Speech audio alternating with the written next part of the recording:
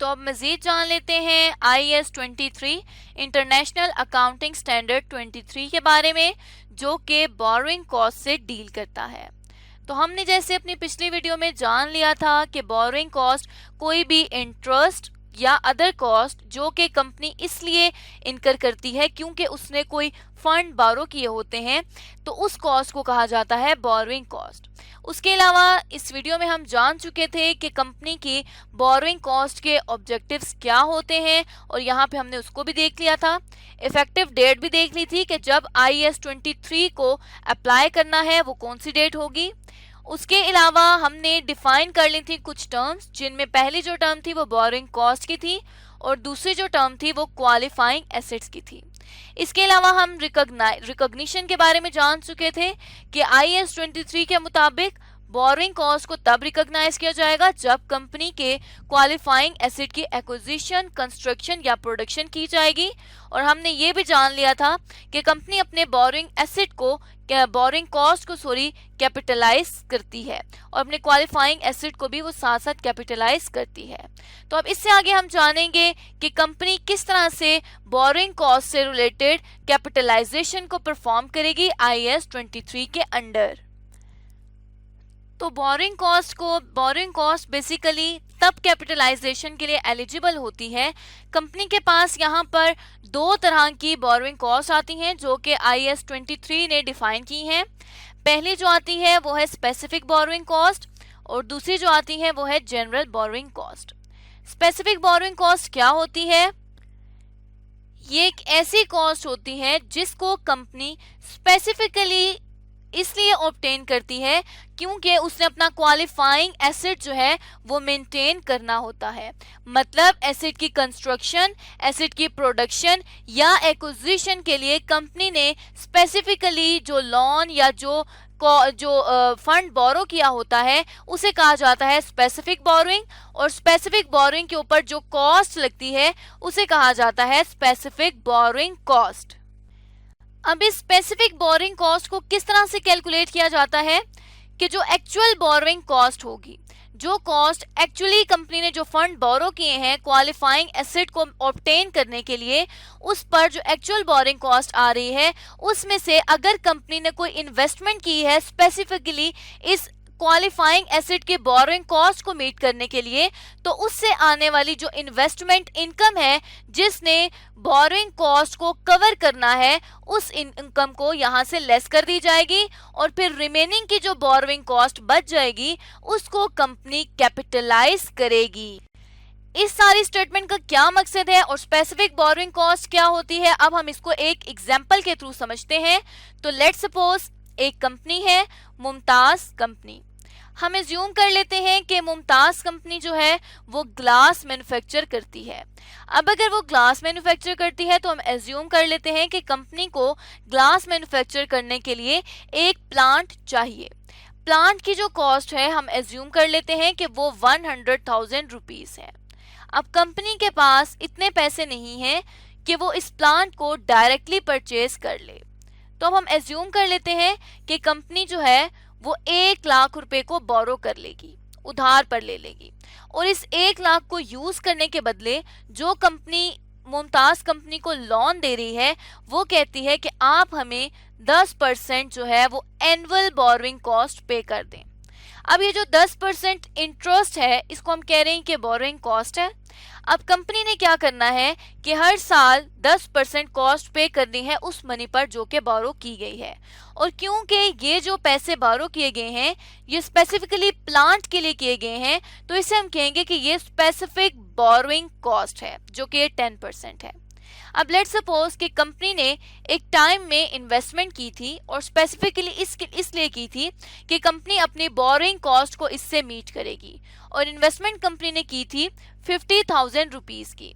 अब यहाँ पर क्या होता है कि 50,000 रुपीज जो इन्वेस्टमेंट की गई है उस पर जो इनकम आ रही है वो 5,000 रुपए सालाना पर एनम की आ रही है। अब यहाँ पर borrowing cost, specific borrowing cost किस तरह से कैलकुलेट की जाएगी कि 10,000 रुपीज वो जो कि एनुअल बोरोइंग कॉस्ट है जो कि 100,000 रुपीज का 10% है, ये वाला 10,000 बोरोइंग कॉस्ट का, उसके बाद 5,000 रुपीज जो कि इन्वेस्टमेंट इनकम आ रही है। और ये हमेशा याद रहना चाहिए कि IAS 23 ये कहता है कि कंपनी ने यहाँ पर जो इन्वेस्टमेंट इनकम लेनी है वो वही वाली इन्वेस्टमेंट इनकम होनी चाहिए जो सिर्फ और सिर्फ बोरोइंग कॉस्ट को कवर करने के लिए इन्वेस्टमेंट की गई हो उससे रिलेटेड। तो यहाँ पे 5,000 रुपीज को लेस कर दिया। अब जो स्पेसिफिक बोरोइंग कॉस्ट बच गई जिसने कैपिटलाइज होना है वो ये 5,000 रुपीज की बच गई। तो ये जो है ये हमारे पास था स्पेसिफिक बोरोइंग कॉस्ट का कंसेप्ट, जिसमें कंपनी जो है वो स्पेसिफिकली फंड्स को इसलिए बोरो करती है ताकि वो अपने क्वालिफाइंग एसेट को ऑब्टेन कर सके और उस पर जो कॉस्ट लगती है उसे हम स्पेसिफिक बोरोइंग कॉस्ट कहते हैं। अब नेक्स्ट जो था वो हमारे पास सेकंड है जो कि जनरल बोरोइंग कॉस्ट है जिसने कैपिटलाइज होना है, लेकिन इसकी कैपिटलाइजेशन का जो तरीका है वो स्पेसिफिक बोरोइंग कॉस्ट से डिफरेंट है।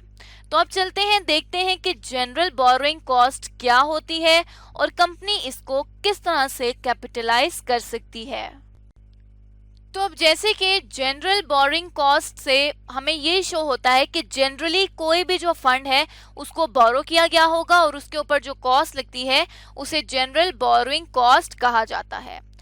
यहाँ पर IAS 23 ये कहता है कि कंपनीज जो है वो कुछ फंड्स बोरो करती हैं जनरली, उन फंड्स को कंपनी यूज कर लेती हैं अब अगर किसी क्वालिफाइंग एसेट को ऑब्टेन करने के लिए, तो उसे हम कहेंगे कि ये जनरल बोरोइंग कॉस्ट है।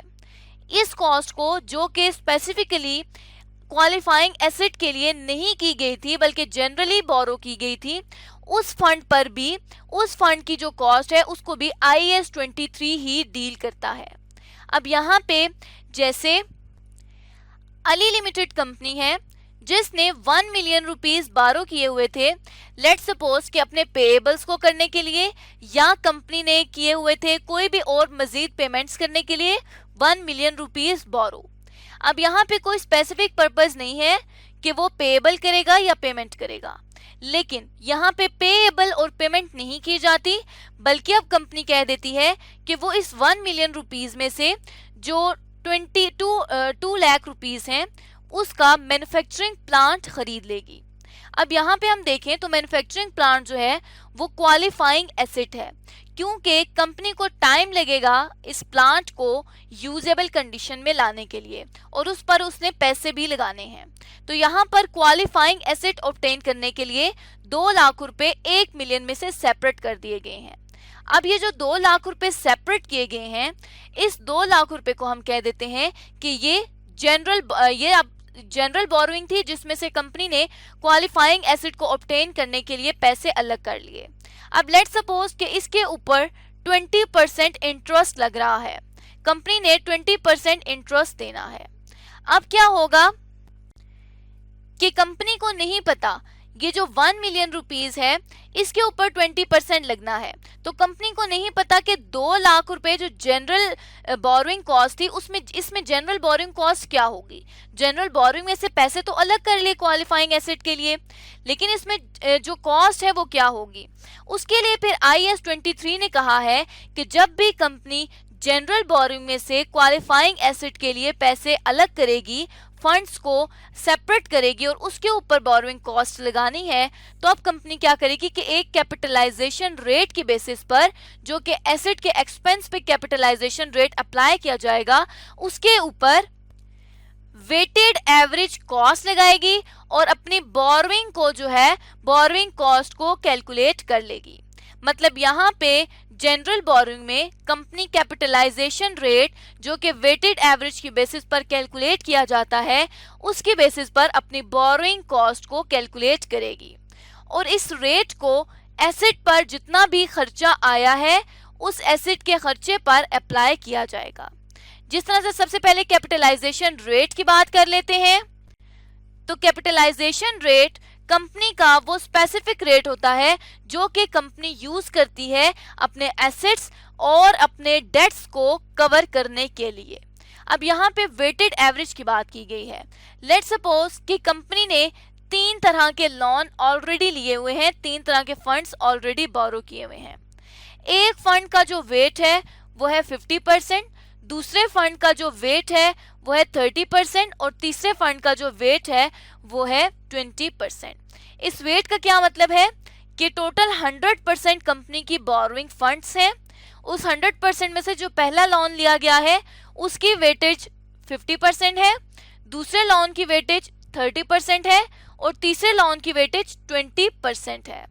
अब यहाँ पे इन वेट्स पर, इन डिफरेंट लोन्स पर डिफरेंट ही इंटरेस्ट रेट्स भी हैं। अब यहाँ पर जो इंटरेस्ट रेट अप्लाई किए जा रहे हैं वो 10% पहले लोन के लिए है, 15% दूसरे लोन के लिए है और 20% तीसरे लोन के लिए है। अब यहाँ पर कंपनी ऐसा नहीं कर सकती कि 10% लगा ले या 15% लगा ले या 20% लगा ले। तो कंपनी यहाँ पर क्या कर लेगी, वेटेड एवरेज कर लेगी इन तमाम लोन्स की बोरोइंग कॉस्ट का। वो किस तरह से किया जाएगा कि जैसे हम पीछे सीखते आए हैं वीडियोस में कि जितना वेट है उसको उसके इंटरेस्ट रेट से मल्टीप्लाई कर दिया, तो यहाँ पे 50% को 10% से मल्टीप्लाई कर दिया, प्लस अगले लोन को उसके इंटरेस्ट रेट से मल्टीप्लाई कर दिया, इसी तरह थर्ड भी कर दिया। तो जब हमने इसको कैलकुलेट किया तो जो वेटेड एवरेज आ गई, मतलब वेट की बेसिस पर जो इंटरेस्ट रेट या बोरोइंग कॉस्ट की एवरेज आ गई वो आ गई 13.5%। अब यहाँ पर हम एज्यूम कर लेते हैं कि कंपनी के क्वालिफाइंग एसेट पर, मतलब मैन्युफैक्चरिंग प्लांट पर खर्चा ही 2 लाख का आया है, इससे ज्यादा खर्चा नहीं आया। तो कंपनी डायरेक्टली इस 2 लाख रुपए पे वेटेड एवरेज का रेट अप्लाई कर लेगी, तो ये 27,000 रुपीज की बोरोइंग कॉस्ट आ जाएगी। और अब जो जनरल बोरोइंग है उसको हम इसी तरह से हर कंपनी जो है वो IAS 23 के मुताबिक कैलकुलेट करेगी और उसको अप्लाई करेगी। अब अगर लेट सपोज ये जो खर्चा है ये 2 लाख के बजाय जो एसेट एक्सपेंस है, क्योंकि जो वेटेड एवरेज कैपिटलाइजेशन रेट है वो एसेट के एक्सपेंस पर अप्लाई करना है, तो अब हम एज्यूम कर लें अगर कि एसेट का एक्सपेंस 2 लाख नहीं बल्कि 3 लाख रुपए का आया है, तो अब 3 लाख रुपए पे 13.5% का रेट अप्लाई होगा और उसके थ्रू जो बोरोइंग कॉस्ट है उसको कैलकुलेट किया जाएगा, ना कि इस 2 लाख रुपए के ऊपर। तो इस तरह से वेटेड एवरेज की बेसिस पर कंपनी जो है वो कैपिटलाइजेशन रेट को कैलकुलेट कर सकती है और उसके थ्रू बोरोइंग कॉस्ट को कैलकुलेट कर सकती है जनरल बोरोइंग कॉस्ट के केस में। अब कैपिटलाइजेशन से रिलेटेड जो लास्ट 2 स्टेप्स हैं, वो लास्ट 2 गाइडलाइंस या जो पॉइंट्स हैं उनको अगर हम देखें तो उसमें जो पहला पॉइंट है वो ये कहता है कि कंपनी बोरोइंग कॉस्ट को सिर्फ उतना ही कैपिटलाइज करेगी जितना उस पीरियड में जो बोरोइंग कॉस्ट है वो अकर हुई है। जैसा यहाँ पर एनम रेट 13.5 का है, तो जितनी बोरोइंग कॉस्ट यहाँ पर लगी है, लेट सपोज कि इस बोरोइंग ये सिर्फ 6 महीने तक इस एसेट को ऑब्टेन किया हुए सिर्फ 6 महीने हुए हैं, तो ये सिर्फ और सिर्फ 6 महीने से रिलेटेड बोरोइंग कॉस्ट को कैपिटलाइज किया जाएगा, उससे ज्यादा एक्सीड नहीं किया जाएगा। दूसरा जो पॉइंट है वो ये कहता है कि जो अमाउंट ऑफ बोरोइंग कॉस्ट है वो उसी पीरियड के दौरान इनकर होनी चाहिए। जैसे let suppose 31 December 2019 per year and हो रहा है, तो 1 जनवरी 2019 से लेकर 31 दिसंबर 2019 तक की जितनी बोरोइंग कॉस्ट है सिर्फ उस बोरोइंग कॉस्ट को कैपिटलाइज किया जाएगा, उससे अलावा फर्दर कोई भी कॉस्ट कैपिटलाइज नहीं की जाएगी। तो अब यहाँ तक हम कैपिटलाइजेशन के बारे में जान चुके हैं। अगली वीडियो में हम ये देखेंगे कि IAS 23 के मुताबिक कंपनी कब अपने क्वालिफाइंग एसेट की कमेंसमेंट करती है, उसको कब अपनी स्टेटमेंट्स में से खत्म करती है, और रिमेनिंग जो IAS 23 से रिलेटेड पोर्शन है बोरोइंग कॉस्ट का, उसको हम अगली वीडियो में जानेंगे।